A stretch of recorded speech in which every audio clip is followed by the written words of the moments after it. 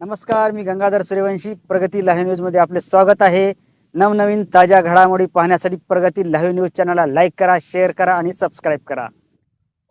राजस्थानी विप्र समाजातर्फे भगवान श्री परशुराम यांचा जन्म उत्सव मोठ्या उत्साहात साजरा. सकाळी 12 वाजता गायत्री मंदिर येथे श्री भगवान परशुराम यांच्या प्रतिमेचे पूजन करण्यात आले. सायंकाळी 5 वाजता हनुमान टेकडे येथून भव्य शोभायात्रा आयोजित करण्यात आली होती.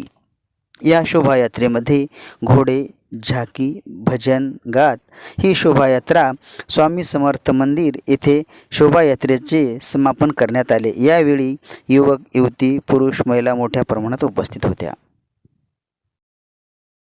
सर्वांना परशुराम जन्मोत्सवाच्या खूप खूप शुभेच्छा. आज अक्षय तृतीया निमित्त भगवान श्री परशुरामाचा जन्मोत्सव राजस्थानी विप्र समाजातर्फे साजरा करण्यात येत आहे. राजस्थानी विप्र समाजातर्फे परशुराम जन्मोत्सवानिमित्त सकाळी 12 वाजता गायत्री मंदिर येथे परशुरामाच्या प्रतिमेचे पूजन करण्यात आले. तत्पश्चात त्यांचा महाप्रसाद आयोजन करण्यात आले.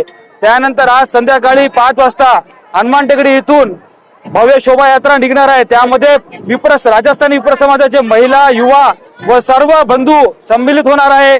यामध्ये घोडे, झाकी आणि साऊंड सिस्टीम, भजनचा रण, टोला वगैरे सगळे या शोभायात्रेमध्ये येणार आहे.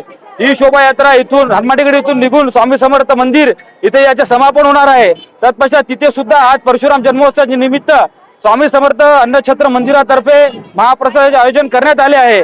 आणि उद्या संध्याकाळी 6 वाजता कुसुम सभागृह येथे राजस्थानी विप्र महिला संघटनेतर्फे शिवलीला याच्यावर भव्य नाटिका सादर करण्यात येणार आहे. आणि नाटिकेमध्ये सर्व विप्र समाजाचे मुलं, युवती त्याच्यात कार्य करणार आहेत. आणि त्याच्यानंतर सुद्धा भगवान परशुरामाच्या प्रसाद म्हणून महाप्रसाद आयोजन करण्यात येणार आहे.